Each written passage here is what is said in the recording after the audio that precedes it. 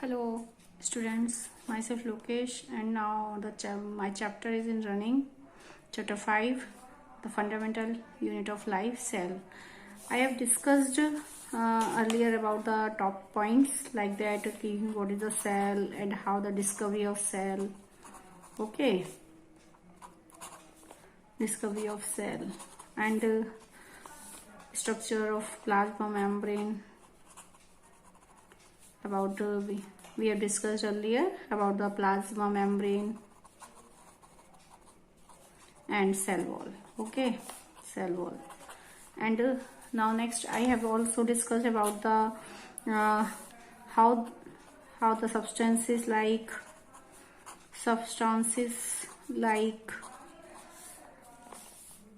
gases and water move across the cell membrane.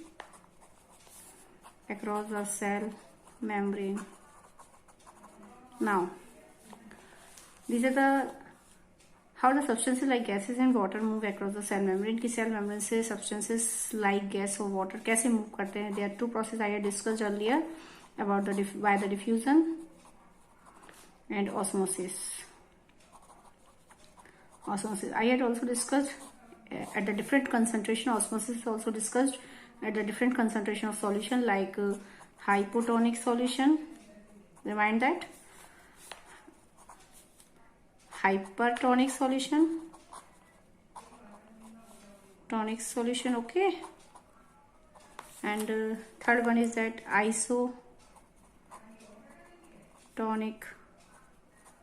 solution. Now I am discussing about the structure of nucleus.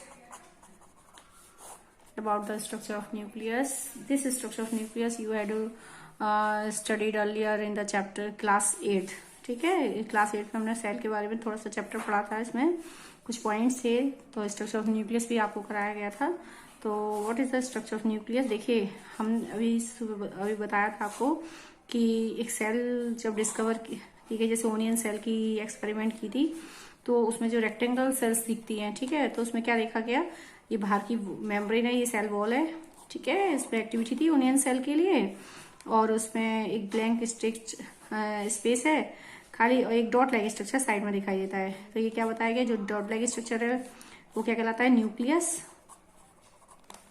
ये boundary जो क्या कहलाई, cell wall, और ये blank जो space है इसके अंदर, दैट वाज द साइटोप्लाज्म. ठीक है, तो हमारे अब हम बात कर रहे हैं स्ट्रक्चर ऑफ न्यूक्लियस. ये डॉट लाइक स्ट्रक्चर दिखाई देता है जो कि प्लांट सेल में साइड में है. अगर हम एनिमल सेल में देखें तो it is located in the centre of the cell. हमें सेल के बिल्कुल सेंटर, अगर हम एनिमल सेल में देखेंगे तो सेंटर में दिखेगा. अगर हम प्लांट सेल में देखते हैं तो ये साइड में दिखता है. ऐसा क्यों होता है कि प्लांट सेल जो होती है, मान लो मैंने ये बनाई है एनिमल सेल के लिए डिस्कस कर रही हूँ, और ये प्लांट सेल के लिए बारे में बात कर रही हूँ. ठीक है, तो अगर मैं बात करती हूँ स्ट्रक्चर ऑफ न्यूक्लियस की, तो अगर हम उसको देखते हैं तो एनिमल सेल में हमें ये सेंटर में दिखता है, और अगर हम प्लांट सेल में देखते हैं इस स्ट्रक्चर को, तो प्लांट सेल में साइड में दिखता है. ये साइड में क्यों है, क्योंकि इसमें एक स्ट्रक्चर होता है, एक ऑर्गेनल होता है इसका, दैट वाज द वैक्यूल. क्या कहलाता है ये, वैक्यूल. ठीक है, वैक्यूल एक लार्जेस्ट ऑर्गेनल है, प्लांट सेल का एक लार्जेस्ट ऑर्गेनल है, कि वो 90 और 95% वॉल्यूम जो है इस सेल का सराउंड कर लेता है, और जो न्यूक्लियस का स्ट्रक्चर है उसको पुश कर देता है, पेरीफेरी पर पुश कर देता है. पेरीफेरी जो किनारे होते हैं इसके किनारे पर आ जाता है सरक सके, क्योंकि वैक्यूल का साइज इतना बड़ा होता है कि पूरा वॉल्यूम इस सेल का जो है सराउंड करता है, जिसके कारण वो उसको पुश कर देता है, धक्का दे देता है, और ये किनारे में रहता है. समझ रहे बात. That's why the structure of nucleus is located at the periphery of the cell, at the side of the cell, because of the largest vacuole in the plant cell. But in animal cell it is in the center of the cell. Animal cell में centre में होता है. तो अब इसके बारे में let's say इसके बारे में बात करते हैं हम. तो आप देखेंगे इसके बारे में क्या है. स्ट्रक्चर ऑफ न्यूक्लियस हमने पढ़ा था कि सेल स्ट्रक्चर न्यूक्लियस जो होता है, न्यूक्लियस एक सेल का एक कंट्रोल सेंटर है. ठीक है, it act as a control centre of the cell. Control center of the cell because it control all the activities of the cell. समझ रहे बात, activities of the cell. It act as a control centre of the cell. Cell का एक control centre कहलाता है because it controls all the activities of the cell. Cell की सारी activities को कंट्रोल करता है, just like brain in our body. समझ रहे हैं बात? ब्रेन इन अवर बॉडी, जैसे हमारी बॉडी के अंदर जो ब्रेन होता है वो एक मास्टर ऑर्गन है, ठीक है। तो मास्टर ऑर्गन है तो उसका काम क्या होता है? हमारी सारी एक्टिविटीज इन सबको क्या करना होता है? कंट्रोल करना होता है। सारी एक्टिविटीज को क्या करता है? कंट्रोल करता है। जस्ट लाइक यहाँ पर अगर मैं बात करूं तो ये सेल की जितनी भी एक्टिविटीज होती है इन सबको कंट्रोल करता है। So that's why it is called brain of the cell. Nucleus क्या कहलाता है? ब्रेन कहलाता है, ठीक है। तो अगर अब हम आगे इसमें डिस्कस करते हैं, एक स्फेरिकल स्ट्रक्चर होता है, it is spherical in shape, ठीक है। और सबसे इंपॉर्टेंट बात है, न्यूक्लियस सेल के अंदर वो स्ट्रक्चर है, अगर हम इसको कंपाउंड माइक्रोस्कोप से देखते हैं तो हमें एक जस्ट डॉट लाइक दिखाई देता है, लेकिन अगर हमें इसका डीप स्ट्रक्चर देखना है so it can be done by the help of the electron microscope, ठीक है। तो हम अगर इसका डीप स्ट्रक्चर बता रहे हैं आगे, तो deep structure the study is possible by the help of the electron microscope, ठीक है। तो it is spherical in shape, एक स्फेरिकल स्ट्रक्चर है that is present in the centre of the cell in the animal cell, but in the case of plant cell it is in the side of the cell. देखिए plant cell में ये side में होता है because of the largest size of vacuole which push the nucleus at the periphery of the cell, जिसके कारण nucleus कहाँ जाता है? साइड में आ जाता है, ठीक है। इसकी न्यूक्लियस की सबसे एक इंपॉर्टेंट बात होती है, it contains the heredity information, ठीक है। हेरिडिटी इन्फॉर्मेशन इसके अंदर होती है, इन इन्फॉर्मेशन को स्टोर करता है। एक बॉडी से रिलेटेड जो हेरिडिटी होती है, हेरिडिटी इन्फॉर्मेशन होता है कि एक बच्चा अपने पेरेंट्स से कौन कौन से कैरेक्टर को लेता है। आपने देखो नॉर्मली कि कुछ कैरेक्टर्स होते हैं हमारे मदर से आते हैं या कुछ कैरेक्टर्स फादर से आते हैं, जैसे लंबे बाल हैं तो मदर से आ गए, गोरा कलर है तो फादर से आ गया। इस टाइप से बहुत सारे कैरेक्टर्स होते हैं बॉडी के जो एक बच्चा एक्वायर करता है from some characters of mother and some character of father. So these are the heredity information, ये हमारी बॉडी की हेरिडिटी इन्फॉर्मेशन कहलाती हैं। And these are stored in the nucleus. कहाँ पर होती है? न्यूक्लियस में। So nucleus play an important role to transfer of heredity characters from one generation to another. तो यहाँ पर न्यूक्लियस का सबसे बड़ा इंपॉर्टेंट रोल है कि जो हेरिडिटी इन्फॉर्मेशन होती है उनको एक पीढ़ी से दूसरी पीढ़ी में हमारा ट्रांसमिट करता है, ठीक है। स्ट्रक्चर के बारे में बात करते हैं, इट कंसिस्ट ऑफ 4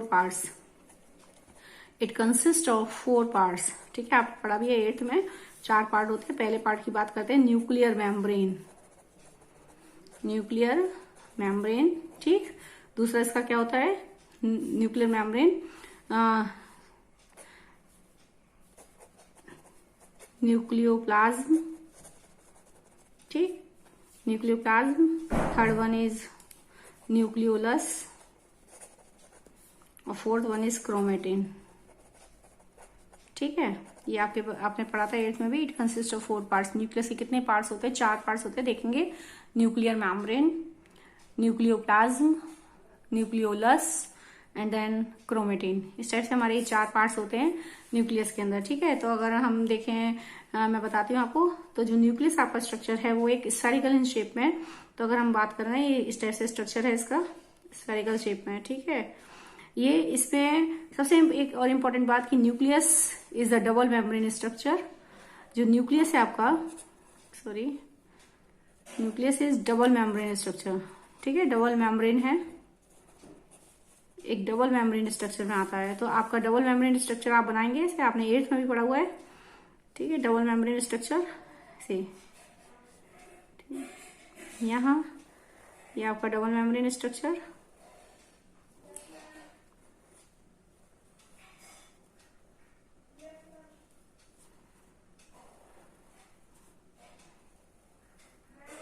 ठीक है। अगर ये डबल मेम्ब्रेन स्ट्रक्चर है तो अब देखेंगे ये जो इसकी ये डबल मेम्ब्रेन, मैंने आपसे बताया कि it is a double membrane structure. तो ये डबल मेम्ब्रेन स्ट्रक्चर बन गया आपका। इसमें बीच बीच में पोर्स होते हैं, इसको कहते हैं न्यूक्लियर में। इसकी जो डबल मेम्ब्रेन है इसको कहते हैं हम न्यूक्लियर मेम्ब्रेन,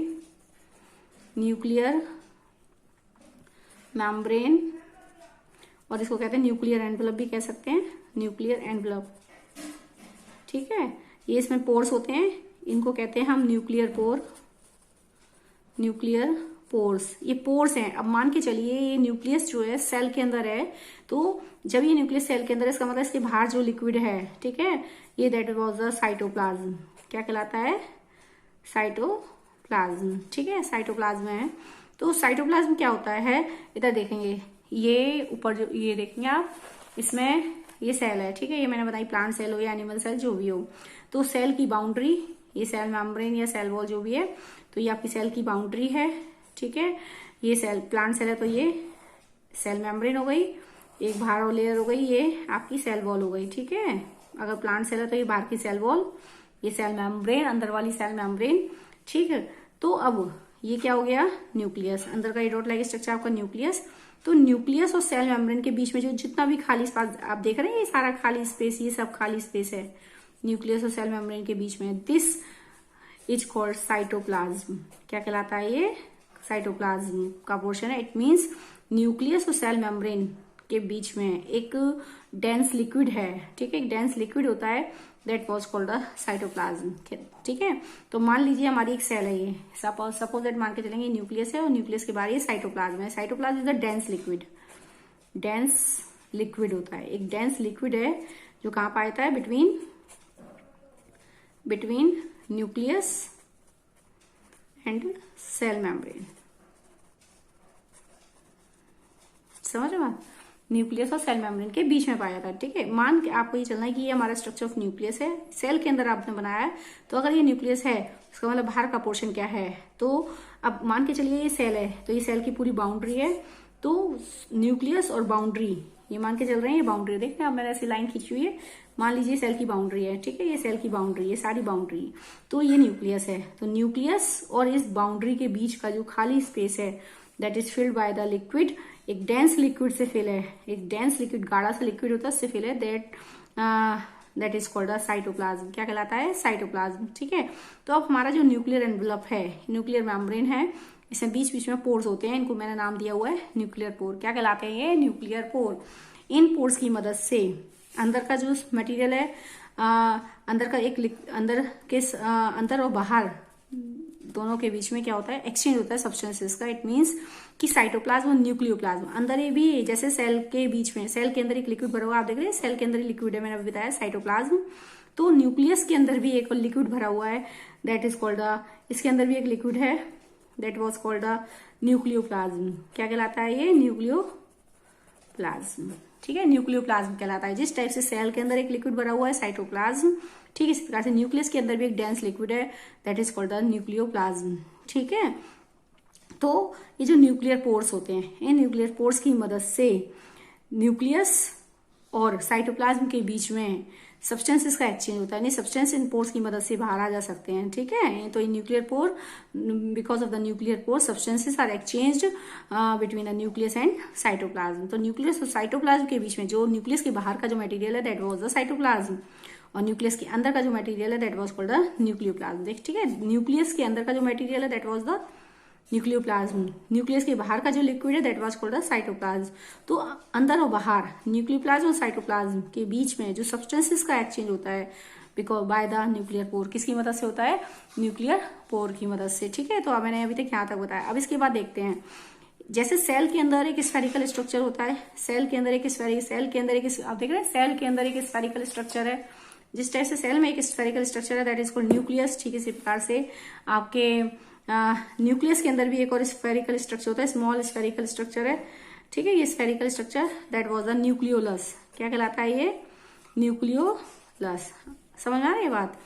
जैसे सेल के अंदर एक स्फेरिकल स्ट्रक्चर होता है, ठीक इसी प्रकार से आपके न्यूक्लियस के अंदर भी एक स्फेरिकल स्ट्रक्चर है that was called the nucleolus. क्या कहलाता है ये? न्यूक्लियोलस। और आपके न्यूक्लियोलस का काम क्या होता है? राइबोसोम फॉर्मेशन, ठीक है। न्यूक्लियोलस का काम है आपका राइबोसोम फॉर्मेशन, ठीक है। राइबोसोम फॉर्मेशन में हेल्प करता है न्यूक्लियोलस, यानी जिस टाइप से आपके न्यूक्लियस, सेल के अंदर एक न्यूक्लियस है, स्फेरिकल स्ट्रक्चर है, ठीक है, इसी प्रकार न्यूक्लियस के अंदर भी एक स्मॉल स्फेरिकल स्ट्रक्चर है that was called the nucleolus. क्या कहलाता है ये? Nucleolus. And help in the formation of ribosome. इसका काम क्या होता है? राइबोसोम में हेल्प करना, राइबोसोम बनाने में हेल्प करना, ठीक है। अब इसके बाद हम आगे पढ़ते हैं इस न्यूक्लियोलस के, इस न्यूक्लियस के अंदर थ्रेड लाइक स्ट्रक्चर का नेटवर्क होता है, ऐसे थ्रेड लाइक स्ट्रक्चर का नेटवर्क है। This network is called chromatin. क्या कहलाता है ये? क्रोमेटिन। ठीक है, तो ये बात है कि हमारे की न्यूक्लियस के हमारे 4 पार्ट्स होते हैं। 4 पार्ट्स होते हैं। सबसे बाहर की जो मेम्ब्रेन होती है वो डबल लेयर स्ट्रक्चर है। इस डबल मेम्ब्रेन को कहते हैं न्यूक्लियर मेम्ब्रेन और न्यूक्लियर एनवलप। ठीक है, इसमें बीच बीच में पोर्स होते हैं, इन पोर्स को कहते हैं न्यूक्लियर पोर। इस न्यूक्लियस के अंदर एक लिक्विड फिल है, just like the cell. Cell के अंदर जैसे एक लिक्विड होता है, न्यूक्लियस और साइटोप्लाज्म के बीच में सेल की बाउंड्री जो है, सेल की बाउंड्री और न्यूक्लियस के बीच में एक जो लिक्विड फिल होता है, that was called the cytoplasm. Just like nucleus के अंदर भी एक लिक्विड फिल है, that was called the nucleoplasm. क्या कहलाता है ये? न्यूक्लियोप्लाज्म। ठीक है, सेल के अंदर जैसे स्फेरिकल स्ट्रक्चर होता है उसको क्या कहते हैं? न्यूक्लियस। ठीक है, न्यूक्लियस के अंदर भी स्फेरिकल स्ट्रक्चर होता है, दैट वाज कॉल्ड न्यूक्लियोलस। क्या कहलाता है ये? न्यूक्लियोलस। का काम क्या होता है? राइबोसोम फॉर्मेशन में हेल्प करना। ठीक, इसके अलावा एक और पॉइंट इंपॉर्टेंट है कि न्यूक्लियस के अंदर थ्रेड लाइक स्ट्रक्चर का नेटवर्क होता है। Thread like structures, these thread like structures network है, इंटेंगल्ड है, this is called the chromatin. क्या कहलाता है ये? क्रोमेटिन कहलाता है। ठीक है, एक और बाद में बात करते हैं आगे। तो हमारे पास कौन कौन से काम आ गए, तो एक बार दोबारा बता रही हूँ। सबसे इसमें कि आपके देखेंगे दोबारा से, ये आपका न्यूक्लियस, ये आपका न्यूक्लियस है। जैसे आप देखेंगे ये न्यूक्लियस का ये आपका डबल लेयर स्ट्रक्चर है। ठीक है, इस तरह से डबल लेयर स्ट्रक्चर है, समझ रहे हैं बात? ये आपका डबल लेयर स्ट्रक्चर बनाया मैंने इस तरह से। ठीक है, डबल लेयर देख रहे हैं, ये आपका क्या हो गया? Nuclear membrane. और इसमें एक स्फेरिकल स्ट्रक्चर, जैसे मैंने बताया, ये आपका स्मॉल स्फेरिकल स्ट्रक्चर है। जैसे कि फॉर एग्जांपल एक सेल के अंदर, ये सेल की बाउंड्री मान लीजिए, सेल बाउंड्री है, इसके अंदर भी एक स्फेरिकल स्ट्रक्चर होता है। तो स्फेरिकल स्ट्रक्चर और बाउंड्री के बीच में एक लिक्विड होता है। ठीक है, that was called the cytoplasm. क्या कहलाता है? साइटोप्लाज्म। यानी ठीक इसी प्रकार से यहाँ पर न्यूक्लियस के अंदर भी एक लिक्विड फिल है, that was called the nucleoplasm. क्या कहलाता है? न्यूक्लियोप्लाज्म। ठीक है, तो यहाँ जो न्यूक्लियस आपकी डबल मेम्ब्रेन स्ट्रक्चर है, इसमें बीच बीच में पोर्स होते हैं, इनको कहते हैं न्यूक्लियर पोर। क्या कहलाता है ये? Nuclear pores. दोबारा रिपीट करें, न्यूक्लियर पोर्स।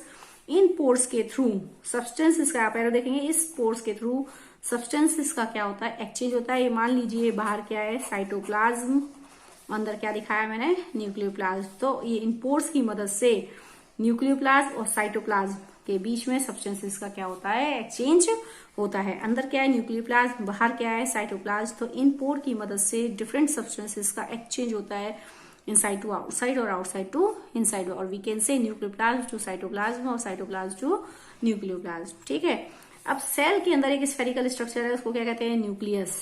क्या कहलाता है ये? न्यूक्लियस। जस्ट लाइक न्यूक्लियस के अंदर जो स्फेरिकल स्ट्रक्चर है, इसको कहते हैं न्यूक्लियोलस। न्यूक्लियोलस। ठीक है, इस न्यूक्लियोलस का रोल देखेंगे। न्यूक्लियोलस का रोल है, इस न्यूक्लियोलस का काम क्या है? राइबोसोम फॉर्मेशन में हेल्प करना। Ribosome formation. ठीक है, हेल्प इन राइबोसोम फॉर्मेशन। ठीक है, राइबोसोम फॉर्मेशन में हेल्प करता है। इसके अलावा इस न्यूक्लियस के अंदर, ठीक है, इस न्यूक्लियस के अंदर थ्रेड लाइक स्ट्रक्चर्स का जो है, ऐसे थ्रेड लाइक स्ट्रक्चर्स होते हैं, इंटेगल्ड फॉर्म में होते हैं, उलझा हुआ धागा। जैसे थ्रेड लाइक स्ट्रक्चर्स होते हैं, इसको हम कहते हैं, जैसे आप देखें धागा, जैसे आपके डिब्बा हो धागे का और उसमें धागा उलझ जाता है सारा, एंटेंगल्ड होता था। एंटेंगल्ड नेटवर्क है, एंटेंगल्ड नेटवर्क है। ठीक है, एंटेंगल्ड नेटवर्क का मतलब हो गया उलझा हुआ धागा। एक धागे नुमा स्ट्रक्चर, धागा नहीं है एक, this is the structure like thread की तरह एक स्ट्रक्चर है जो कि इंटेंगल्ड है, नेटवर्क की फॉर्म में है। This one is called the chromatin. क्या कहलाता है? क्रोमेटिन। ठीक है, तो ये क्रोमेटिन जो है, अभी मैंने बताया what is the chromatin. Chromatin is the thread like structure. Chromatin is, it is the thread like structure. Thread like structure, धागे का स्ट्रक्चर है, थ्रेड लाइक स्ट्रक्चर है in the entangled form. Entangled form में, उलझी हुई form में। ठीक है, उलझी हुई फॉर्म में होता है। And this was called the chromatin and made up of DNA and protein. ये उलझे धागे नुमा स्ट्रक्चर किस चीज का बना होता है? डीएनए और प्रोटीन का। ठीक है, डीएनए की फुल फॉर्म देखेंगे यहाँ पर जो क्रोमेटिन है, ये जो धागे नुमा स्ट्रक्चर है, ठीक है, धागा नहीं है, किस चीज का बना होता है? डीएनए का एक हेरिडिटी मटेरियल है DNA. It is a heredity material. Heredity material नाम समझ रहे हैं? हेरिडिटी मटेरियल का मतलब हो गया कि इसके अंदर हमारी हेरिडिटी इंफॉर्मेशंस होती हैं। ठीक है, हेरिडिटी इंफॉर्मेशन को कंटेन करता है। यानी ये धागा किस चीज का बना होता है? हमारा है एक डीएनए का बना होता है। ठीक है, ये धागा नहीं है, धागा किसका बना होता है? डीएनए और प्रोटीन का। ये जो क्रोमेटिन है, chromatin is made by the substance DNA and protein. DNA की प्रोटीन जो होती है यहाँ पर होती है स्टोन प्रोटीन। कौन सी प्रोटीन होती है? स्टोन प्रोटीन होती है। ठीक है, और डीएनए, इसकी फुल फॉर्म क्या है? फुल फॉर्म है इसकी फुल फॉर्म देखेंगे, deoxy ribo nucleic acid. Deoxy ribo nucleic acid. समझ रहे बात? आपका जो क्रोमेटिन है ये इस न्यूक्लियस के अंदर ऐसे इंटेंगल्ड फॉर्म है। देख रहे हैं? इंटेंगल, उलझी हुई फॉर्म में। And it is made by the DNA and protein. जैसे मैंने अभी आपको बताया किस चीज का बना होता है? ये डीएनए और प्रोटीन का बना होता है। ठीक है, डीएनए हमारा एक हेरिडिटी मटेरियल का काम करता है। हेरिडिटी का मतलब कि उस पर हमारी सारी एक बॉडी से रिलेटेड जो इन्फॉर्मेशन होती हैं कि आंखों का कलर या बालों का कलर, इस टाइप से हेरिडिटी जो कैरेक्टर्स होते हैं वो हमारे इसके अंदर पाए जाते हैं। So DNA is a heredity material. क्या कहलाता है ये? Heredity material. So the full form of DNA is deoxy ribo nucleic acid. ठीक है, इसकी फुल फॉर्म क्या है? डीऑक्सी राइबो न्यूक्लिक एसिड कहलाती है। ठीक है, तो ये हो गया हमारा डीएनए का। अब बात ये कि ये इंटेंगल्ड फॉर्म है। ये दिस सिचुएशन जो हमारी क्रोमेटिन होती है, अगर आप देखिए क्रोमेटिन की जो फॉर्म होती है, क्रोमेटिन की जो कंडीशन है, क्रोमेटिन की जो सिचुएशन है बिफोर द सेल डिवीजन है। बिफोर द सेल डिवीजन, इसको ध्यान से देखेंगे। जब हमारी सेल डिवाइड नहीं कर रही होती है तब हमारा जो थ्रेड लाइक स्ट्रक्चर है वो क्रोमेटिन की फॉर्म में होता है। यानी जब क्रोमेटिन की फॉर्म में होते हैं थ्रेड लाइक स्ट्रक्चर, वो थिन होता है। कैसा होता है? थिन। ठीक है, लेकिन ड्यूरिंग द सेल डिवीजन, जब सेल में डिवीजन शुरू हो जाता है, ठीक है, जैसे ही सेल में डिवीजन शुरू हो जाता है, जो थ्रेड लाइक स्ट्रक्चर्स होते हैं, ठीक है, जो इसके जो सारे इंटेंगल फॉर्म में जो थ्रेड लाइक स्ट्रक्चर्स होते हैं, ये सारे धागे कंडेंस्ड हो जाते हैं एंड थ्रेड जो होता है बिकम्स थिक। ठीक है, ड्यूरिंग द सेल डिवीजन, जब आपका सेल में डिवीजन शुरू होता है, all these thread like structures becomes condensed, mix हो जाते हैं, मिल जाते हैं। ठीक है, कंडेंस्ड हो जाते हैं and becomes thick also thick and appear as a rod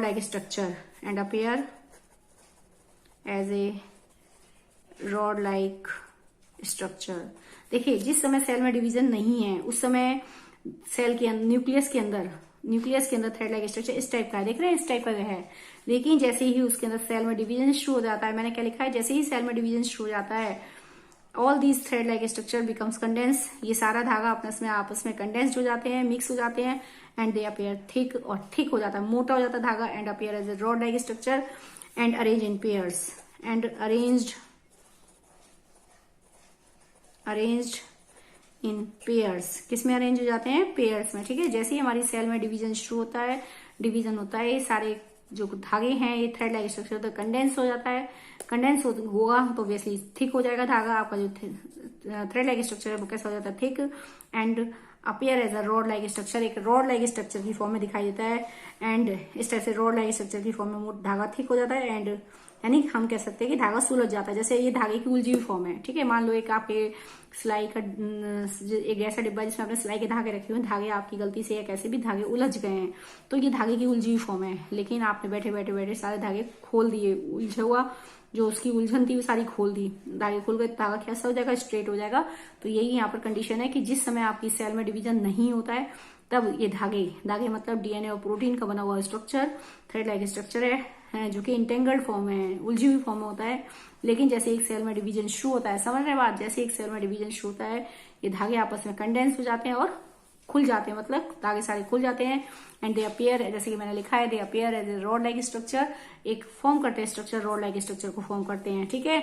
और जो सारे धागे खुलने के बाद जब रॉड लाइक स्ट्रक्चर बनता है, they arrange in the form of pairs, ऐसे पेयर बना लेते हैं, ऐसे पेयर बना लेते हैं, समझ रहे, ऐसे पेयर बना लेते हैं, इस तरह से पेयर बना लेते हैं। तो फॉर एग्जाम्पल हमारी ह्यूमन बॉडी जो होती है, ठीक है, ह्यूमन बॉडी की जो सेल्स होती हैं, ह्यूमन बॉडी में कितने क्रोमोसोम्स होते हैं, 46 क्रोमोसोम होते हैं। यानी पेयर में अगर हम बात करें तो पेयर में कितने होते हैं, 23 पेयर्स ऑफ होते हैं। अगर हम 23 पेयर्स क्रोमोसोम्स होते हैं, मैंने क्या कहा कि सेल डिवीजन जब शुरू होता है तो सारे जो थ्रेड लाइक स्ट्रक्चर होता है कंडेंस हो जाता है, धागा थिक हो जाता है and arrange in the form of pair. कैसे हो जाएगा, धागा सीधा हो जाता है बिल्कुल, ठीक है, जैसे आप धागे को उलझोगे, धागे को धागा सीधा हो जाएगा, जस्ट लाइक स्ट्रेट हो जाता है and arrange in the form of pairs.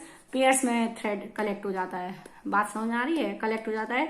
It means कि हमारी ह्यूमन बॉडी में भी 46 क्रोमोसोम होते हैं, ठीक है, ये 46 क्रोमोसोम पेयर में अरेंज होते हैं। यहाँ पे लाइन जरूर ध्यान से देखेंगे, क्रोमोसोम किस फॉर्म में अरेंज होते हैं, पेयर की फॉर्म में, पेयर में रहते हैं। जबकि during before the cell division, यानी जो क्रोमेटिन की कंडीशन है, ये हमारी जो क्रोमेटिन की कंडीशन है, ये बिफोर सेल डिवीजन की है, बिफोर सेल डिवीजन की स्टेट है, ठीक है, ये बिफोर सेल डिवीजन की है। और ये वाली जो स्टेट बनती है ये आफ्टर द सेल डिवीजन है, ठीक है।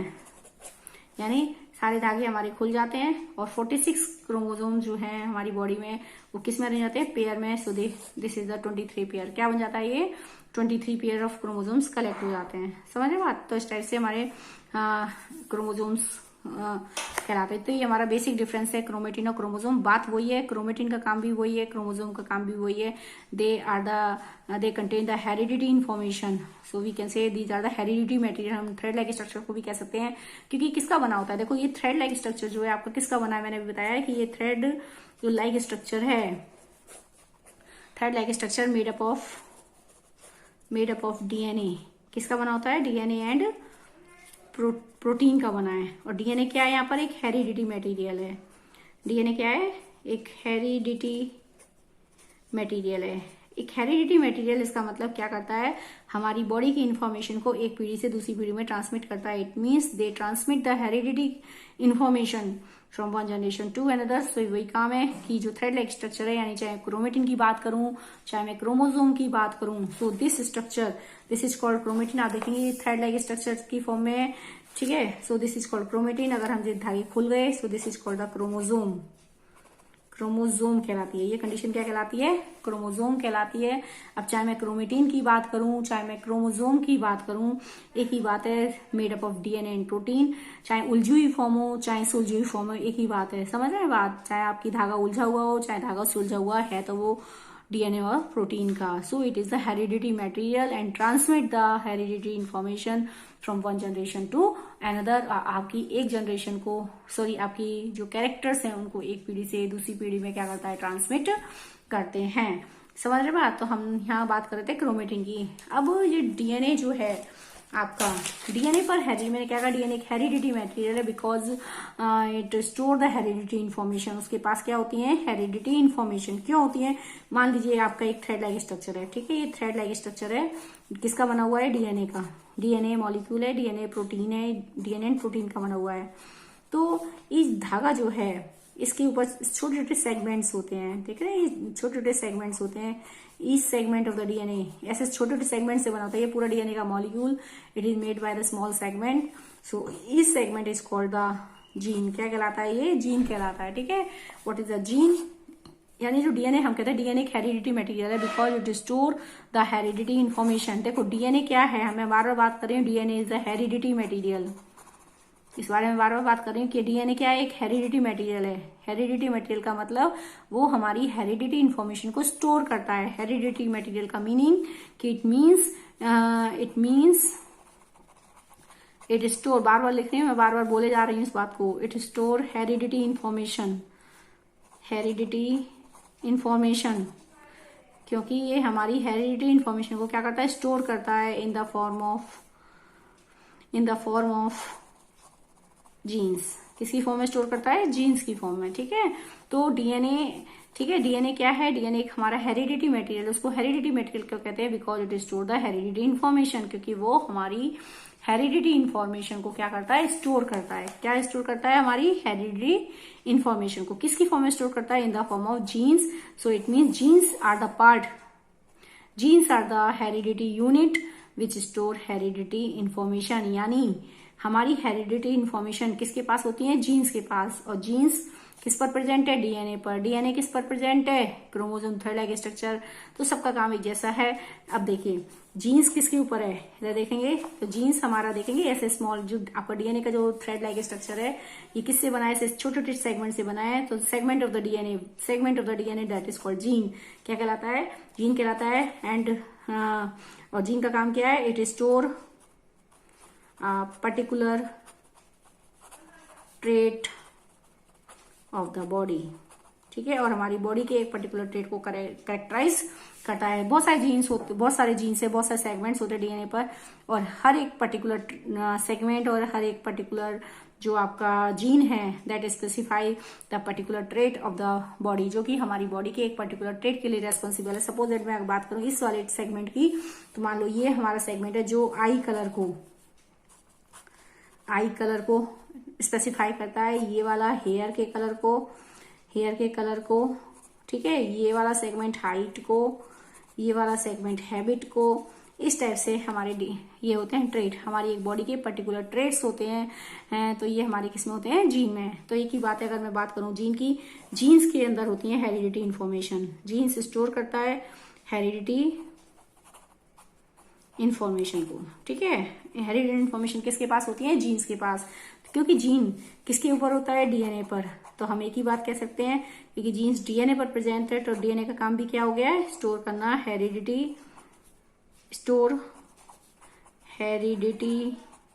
इंफॉर्मेशन, सबका काम वही है। डीएनए किस पर होता है, थ्रेड लाइक स्ट्रक्चर पर, थ्रेड लाइक स्ट्रक्चर पर है, ठीक है। यानी थ्रेड लाइक स्ट्रक्चर का नाम क्या है, क्रोमोसोम, क्योंकि क्रोमोसोम किसका बना होता है, डीएनए का। तो इसका काम भी क्या है, हेरिडिटी इन्फॉर्मेशन को स्टोर करना है ना, हेरिडिटी इन्फॉर्मेशन को क्या करना है, स्टोर करना है। समझ रहे हैं बात, सबका काम वही है। अब क्योंकि थ्रेड लाइक स्ट्रक्चर किसके अंदर होते हैं, न्यूक्लियस के अंदर होते हैं। तो न्यूक्लियस का काम भी, ये थ्रेड लाइक स्ट्रक्चर क्रोमोसोम कहाँ होते हैं, न्यूक्लियस के अंदर।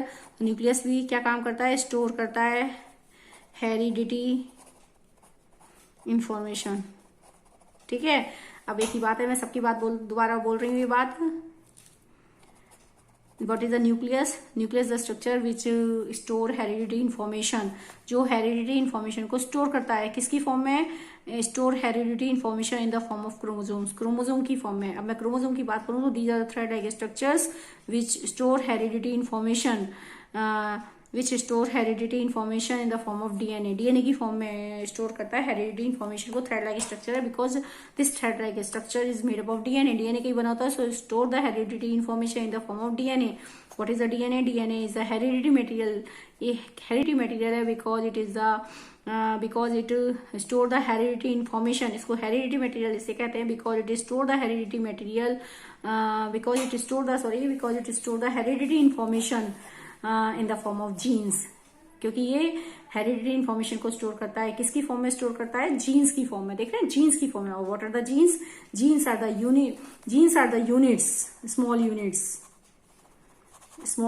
यूनिट्स ऑफ डीएनए, हम कह सकते हैं। What are the genes, genes are the small units of DNA, DNA की small unit which store heredity information, जो हेरिडिटी इन्फॉर्मेशन को क्या करती हैं, स्टोर करती हैं। जैसे कि मैंने बताया एक पर्टिकुलर जीन स्टोर जो है, एक पर्टिकुलर जीन जो है स्पेसिफाई करता है ये पर्टिकुलर ट्रेट को। So we can say gene store a particular trait of the body, genes के पास हमारी बॉडी के ट्रेट्स होते हैं, यानी gene specify the one particular trait of the body. हम कह सकते हैं एक जीन, जैसे कि मैंने आपको बताया, यहाँ पर देख रहे हैं ये पूरा डीएनए का स्ट्रक्चर है, डीएनए का मॉलिक्यूल जो किससे बना है, छोटे छोटे ऐसे सेगमेंट से बना है। And one segment of the DNA का एक सेगमेंट क्या कहलाता है, जीन कहलाता है। समझ है मेरी बात, डीएनए का एक सेगमेंट जीन कहलाता है। And one gene specify the one trait of the body, जैसे कि मैंने बताया ये सेगमेंट है आई कलर को, ये सेगमेंट हेयर कलर को, एंड सो ऑन। इस टाइप से एक सेगमेंट यानी एक स्मॉल यूनिट है, यानी इस पूरे डीएनए का स्मॉल यूनिट है। हम ये भी कह सकते हैं जैसे ये डीएनए का मॉलिक्यूल है, स्मॉल यूनिट को हम जीन कहते हैं, स्मॉल यूनिट ऑफ डीएनए। तो मैंने यहाँ पे समराइज करके लिखा है आपका, देखेंगे जीन भी हेरिडिटी, तो मैंने आपको यहाँ लिखा है कि जीन जो है वो स्ट्रक्चर है जो कि हेरिडिटी इन्फॉर्मेशन को क्या करता है, स्टोर करता है, ठीक है। So this is called a small heredity unit, और we can say genes are the small unit of the DNA, ठीक है। अब जीन्स किसके ऊपर होते हैं, डीएनए के ऊपर ही है, यानी डीएनए का पार्ट है जीन, तो वी कैन से डीएनए का भी रोल वही हो गया, डीएनए स्टोर हेरिडिटी इन्फॉर्मेशन।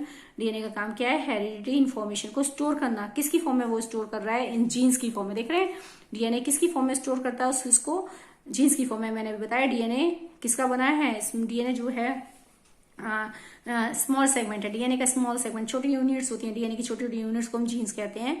और जीन्स के ऊपर, जीन्स जो होते हैं वो स्ट्रक्चर जिसमें हेरिडिटी इन्फॉर्मेशन होती हैं, ठीक है। तो डीएनए स्टोर करता है हेरिडिटी इन्फॉर्मेशन को, किसकी फॉर्म में स्टोर करता है, जीन्स की फॉर्म में। एक ही बात है, अगर मैं थ्रेड लाइक स्ट्रक्चर की बात करूं तो थ्रेड लाइक स्ट्रक्चर को क्या कहते हैं, क्रोमोजोम्स कहते हैं। और ये क्रोमोजोम किसके बने होते हैं, डीएनए के, ठीक है। तो हम बात वही कहेंगे, जब डीएनए के बने होते हैं, so the function of the chromosome क्या है, हेरिडिटी इन्फॉर्मेशन को स्टोर करना। क्रोमोसोम स्टोर करते हैं हेरिडिटी इन्फॉर्मेशन किसकी फॉर्म में, इन the form of DNA, in the form of DNA, समझ रहे बात। तो दीज थ्रेड लाइक स्ट्रक्चर्स जो होते हैं मेड अप ऑफ क्रोमोसोम, किसके बने होते हैं, क्रोमोसोम्स के। एंड स्टोर हेरिडिटी इन्फॉर्मेशन, क्या स्टोर करते हैं, हेरिडिटी इन्फॉर्मेशन को स्टोर करते हैं इन the form of DNA, DNA की फॉर्म में स्टोर करते हैं, क्योंकि दे बने किसके हैं, क्रोमोसोम्स डीएनए के बने हैं। So they store the heredity information in the form of DNA. अब बात करेंगे आगे, क्रोमोसोम किसका बना होता है, सॉरी क्रोमोसोम्स किसके अंदर होते हैं, न्यूक्लियस के अंदर। तो न्यूक्लियस का मैं अगर काम बताऊं तो न्यूक्लियस का काम क्या है, न्यूक्लियस स्टोर करते हैं हेरिडिटी इन्फॉर्मेशन। न्यूक्लियस भी हेरिडिटी इन्फॉर्मेशन को स्टोर करते हैं किसकी फॉर्म में, इन द फॉर्म ऑफ क्रोमोसोम्स, ठीक है। तो सबकी बात सब एक जैसे ही है, सबका काम यही है, चाहे वो न्यूक्लियस का काम पूछे, चाहे आपसे थ्रेड लाइक स्ट्रक्चर क्रोमोसोम का काम पूछे, चाहे वो डीएनए का काम पूछे, चाहे वो जीन का काम पूछे, सबका काम यही है, दे स्टोर हेरिडिटी इन्फॉर्मेशन। अगर न्यूक्लियस का काम पूछे तो आप बताओगे it store heredity information in the form of chromosomes, chromosome की फॉर्म में होती है, क्रोमोसोम का काम बताओगे it store heredity information in the form of DNA, DNA की फॉर्म में इसके पास इन्फॉर्मेशन होती है। What is the DNA, it store heredity information in the genes, ये जीन की फॉर्म में होती है, it store heredity information in the form of genes. DNA का काम क्या है, इसके पास हेरिडिटी इन्फॉर्मेशन होती है in the form of genes, किसकी फॉर्म में होती है, जीन्स की फॉर्म में। और जीन्स क्या होते हैं, जीन्स तो आर द स्मॉल यूनिट्स हैं, small units of DNA. DNA की स्मॉल यूनिट्स को जीन कह रहे हैं। सबसे बड़ा कौन है, सबसे छोटा कौन है यहाँ पर, जीन्स। उससे बड़ा कौन है, डीएनए बन रहा है। डीएनए से क्या बन रहा है, thread like structure. Thread like structure कहाँ पर आ रहा है, न्यूक्लियस में। तो सबका काम एक जैसा है, they store heredity information and transmit from one generation to another, और उनको एक पीढ़ी से फिर दूसरी पीढ़ी में उसको क्या करता है, ट्रांसमिट करता है। तो ये सबका काम मैंने आपको बता दिया, सबका काम ये। अगर डीएनए का पूछे तो आप बताएंगे डीएनए का काम क्या है, store heredity information in the form of genes. Genes का काम क्या है, genes are the small segment, small units of DNA. वो डीएनए की स्मॉल यूनिट्स को देख रहे हैं आप, मैंने बताया कि डीएनए जो है एक थ्रेड लाइक स्ट्रक्चर है। आपका जो क्रोमोसोम होता है ये थ्रेड लाइक स्ट्रक्चर है। मैं दोबारा रिपीट कर रही हूँ अपने टॉपिक को। मैंने आपको बताया था कि आपके जो न्यूक्लियस होता है, इस टाइप से ये न्यूक्लियस है, इसके अंदर आपके 4 पार्ट्स होते हैं। जैसे बाहर की मेम्ब्रेन डबल लेयर होती है, इस लेयर को हम क्या कहते हैं, न्यूक्लियर मेम्ब्रेन, ठीक है। और न्यूक्लियर एनवेलप कहा जाता है, ठीक है। इस लेयर स्ट्रक्चर को आपको न्यूक्लियर एनवेलप कहते हैं। इसके अंदर एक स्मॉल स्फेरिकल स्ट्रक्चर है, इसको क्या कहते हैं, न्यूक्लियोलस कहते हैं। इस स्फेरिकल स्ट्रक्चर के अंदर एक लिक्विड फिल है, just like the liquid fill in the cell. जैसे एक सेल के अंदर लिक्विड फिल होता है, जस्ट लाइक न्यूक्लियस के अंदर भी एक लिक्विड फिल है, दैट वाज द न्यूक्लियोप्लाज्म। क्या कहलाता है ये, न्यूक्लियोप्लाज्म, समझ रहे हैं बात। और इस प्लाज्म के अंदर, इस लिक्विड के अंदर थ्रेड लाइक स्ट्रक्चर्स का नेटवर्क है। पतले पतले धागे होते हैं, थ्रेड लाइक स्ट्रक्चर के, थिन है एंड इंटेंगल्ड होते हैं, ठीक है। एंड फॉर्म में होता है धागेनुमा structure that was made by the DNA and protein. बार बार बता रही हूँ किसका बना होता है, डीएनए और प्रोटीन। ये जो प्रोटीन होती है इसका नाम होता है हिस्टोन प्रोटीन, ठीक है। इसका बना होता है, डीएनए की फुल फॉर्म मैंने अभी आपको बताया, deoxy ribonucleic acid, that was the heredity material. क्या करता है, ये एक हेरिडिटी मटेरियल है, that store the heredity information, जो हमारी हेरिडिटी इन्फॉर्मेशन को स्टोर करता है, ठीक है। यानी हमारी बॉडी से रिलेटेड जो इन्फॉर्मेशन होती है वो उसके पास होती है, बार बार बता रही हूँ। लेकिन हमारी ये वाली जो कंडीशन तब होती है बिफोर द सेल डिवीजन। ये वाली जो कंडीशन है सेल न्यूक्लियस की कंडीशन कब पाई जाती है, बिफोर द सेल डिवीजन, बार बार, ठीक है। लेकिन जैसे ही सेल डिवीजन शुरू होता है ड्यूरिंग द सेल डिवीजन। जैसे ही सेल डिवीजन आपका शुरू हो जाता है, फिर क्या होता है, जैसे ही आपका सेल डिवीजन शुरू होता है, ठीक है, तो आपका ये सारे धागे जो होते हैं खुल जाते हैं, सारे धागे ओपन हो जाते हैं and thread become thick and arrange in the form of pair. Pair की फॉर्म में, ऐसे रॉड लाइक स्ट्रक्चर की फॉर्म में अरेंज हो जाते हैं, पेयर्स में बन जाते हैं, पेयर बना लेते हैं। Then this form of thread like structure that is called chromosome कहलाती है। क्या कहलाती है? क्रोमोजोम। यानी chromosomes appear after the cell division और during the cell division and this structure appear in the during the cell division. Cell के अंदर during the cell division दिखाई देता है। चाहे ये वाली स्ट्रक्चर हो, चाहे स्ट्रक्चर ये हो, बना किसका होता है? डीएनए और प्रोटीन का बना होता है। ठीक है, तो हमारा जो थ्रेड लाइक स्ट्रक्चर, अगर मैं इस थ्रेड लाइक स्ट्रक्चर, इसकी एक थ्रेड लाइक स्ट्रक्चर, इस एक स्ट्रक्चर की बात करूं तो ये थ्रेड लाइक स्ट्रक्चर किसका बना है? डीएनए और प्रोटीन का स्ट्रक्चर है। अगर मैं इसको डीपली देखूं तो this is made by the small units. ये जो थ्रेड लाइक स्ट्रक्चर है, ये देख रहे पेयर में है, लेकिन इसका मैं एक स्ट्रक्चर लेके चल रही हूँ। ये थ्रेड लाइक स्ट्रक्चर है। अगर हम इसको डीप स्टडी करें, it is made by the small units. Small segment, छोटे छोटे सेगमेंट से बना होता है ये डीएनए का स्ट्रक्चर। ठीक है, इन स्मॉल सेगमेंट्स को कहते हैं जीन्स। क्या कहलाते हैं? Jeans. Every segment of the DNA is specify the particular trait of the body। हर एक सेगमेंट हमारी बॉडी के पर्टिकुलर ट्रेट को क्या करता है? स्पेसिफाई करता है। जैसे आई कलर हो गया, जैसे ईयर लोब हो गया, कानों का लोब होता है, जैसे कानों का किसी का जुड़ा हुआ होता है, किसी का फ्री होता है। नोज टिप हो गई, किसी की थोड़ी फ्लैट हो गई नोज, किसी की टिप निकली हुई है, एक शार्प नोज है ना, ऐसे होती है। चिन हो गया, ठीक है, किसी के गालों पे चिन हो गया, किसी की है ना ऐसे। तो आईज में किसी की आंखों में ब्लू कलर है, या किसी की ब्राउन आईज। इस तरह से हमारे पर्टिकुलर ट्रेट्स होते हैं जो बॉडी के। Each trait is specified by the particular segment of the DNA that was called the gene. उस पर्टिकुलर सेगमेंट को क्या कहते हैं? जीन। तो सबका काम क्या है जी? हमारी हेरिडिटी इन्फॉर्मेशन कौन रखता है? जीन। ठीक है, जीन किसका पार्ट है? डीएनए का। डीएनए का, यानी सब इसका काम भी वही है, स्टोर हेरिडिटी इन्फॉर्मेशन। डीएनए किसके फॉर्म में रखता है? हेरिडिटी इन्फॉर्मेशन जीन की फॉर्म में। अगर मैं बात करूं डीएनए तो डीएनए किसका पार्ट है? क्रोमोसोम्स का। तो इसका काम भी क्या है? हेरिडिटी इन्फॉर्मेशन को स्टोर करना। क्रोमोसोम किसके अंदर होते हैं? न्यूक्लियस के अंदर। तो न्यूक्लियस का काम भी क्या है? हेरिडिटी इन्फॉर्मेशन को स्टोर करना। सबका काम क्या है? Store the heredity information in the form of gene. Finally इसका काम क्या है? हेरिडिटी इन्फॉर्मेशन को स्टोर करना। और जो हेरिडिटी इन्फॉर्मेशन होती है वो किसकी फॉर्म में होती है? जीन्स की फॉर्म में। किसकी फॉर्म में होती है? जीन्स की फॉर्म में। सो वी कैन से कि the function, all the function of that, कि जीन्स का काम, डीएनए का काम, क्रोमोसोम का काम और न्यूक्लियस का काम, सबका काम एक जैसा है। What is the function is that they transmit the heredity information from one generation to another. इनका काम क्या है? हमारी हेरिडिटी इन्फॉर्मेशन को एक पीढ़ी से दूसरी पीढ़ी में ट्रांसमिट करना है। समझ रहे बाद? इन सबका काम क्या है? हमारी हेरिडिटी इन्फॉर्मेशन को एक पीढ़ी से दूसरी पीढ़ी में ट्रांसमिट करना है। यानी सबका काम एक जैसा हो गया। जीन्स का, डीएनए का, क्रोमोसोम का, न्यूक्लियस का, all the function of that they transmit the heredity information from one generation to another. ठीक है, अब मैं इसके बारे में आपसे बात करती हूँ। अब आगे देखेंगे इसमें हम फंक्शन ऑफ न्यूक्लियस। ठीक है, फंक्शन ऑफ न्यूक्लियस के बारे में एक बार डिस्कस कर लेते हैं। अभी मैंने बताया it control all the activity of the cell cell की सभी एक्टिविटीज को कंट्रोल करता है। That's why it is called brain of the cell. ठीक है, इट ट्रांसफर हेरिडिटी इन्फॉर्मेशन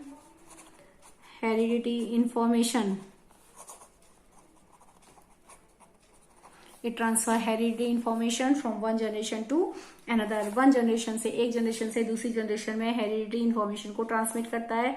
और third one is that it takes part in the cell division.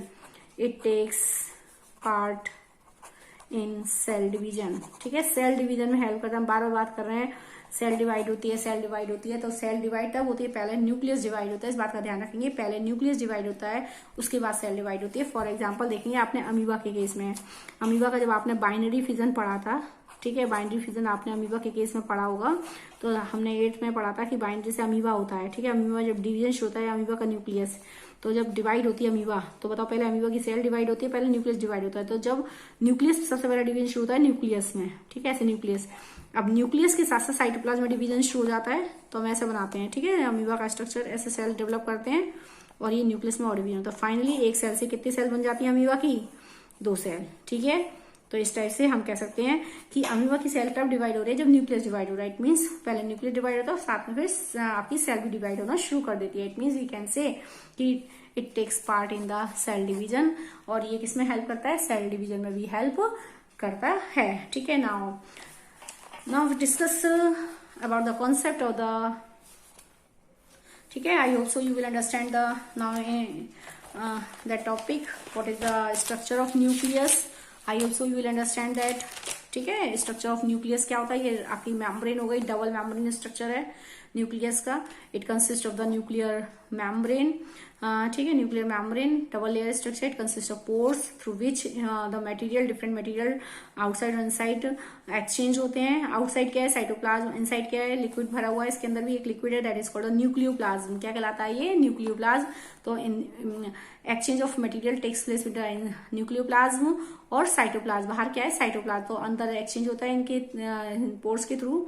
ठीक है, small spherical structure just like the spherical structure present in the cells, so just like the small spherical structure also present inside the nucleus, that was called the nucleolus. क्या कहलाता है ये, nucleolus.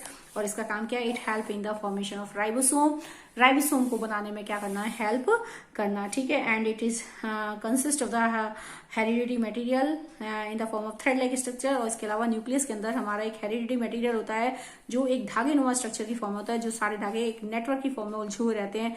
This was called the chromatin. क्या कहलाता है ये आपका, chromatin.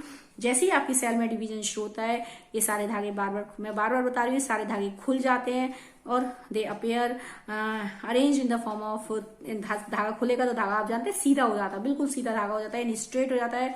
They appear as a thick and rod like structure and arrange in the pair. किस फॉर्म में अरेंज हो जाते हैं, पेयर की फॉर्म में। ठीक है, इस टाइप से अरेंज हो जाते हैं।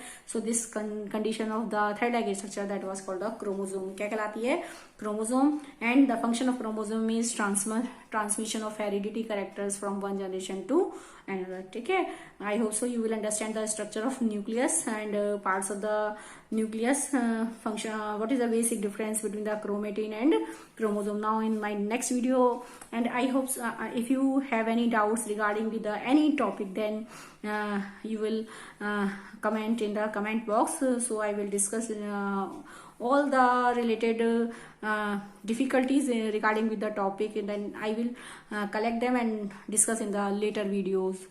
And thank you and have a nice day.